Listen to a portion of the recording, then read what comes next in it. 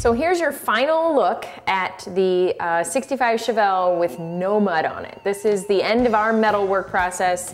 The hood is on, all the gaps are figured out. The hood, John, the step he does before spreading any Bondo is he goes around and sands it with, I think this was hit with 80 grit on a big 8-inch grinder, and he used it to find the low spots. And in this case, the hood has quite a few low spots. Kevin's theory is that it was under like 10 feet of snow at one point, and this is actually the framing of the hood underneath. And so the weight of something pushed the top skin of the hood down into those little valleys, I guess, of the framework of the hood.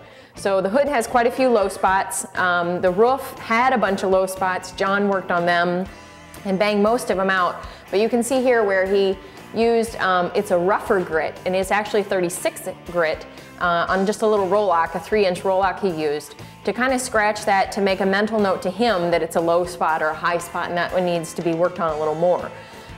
Here you can see our OPGI new quarters put in, and John used a little bit of Mar glass from 3M and filled in our seam that used to be lead. He did have to do a little bit of work on a gap there, but the door also came in from OPGI. We reskinned them, if you remember. That turned out really well. And the fender, of course, is original. So going back to the trunk lid, the same thing. You can see where he marked with the 36 grit on the roll lock.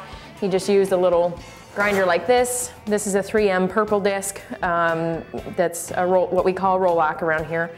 And these are the 8-inch disc pads, and here's his great big 8-inch grinder that he used.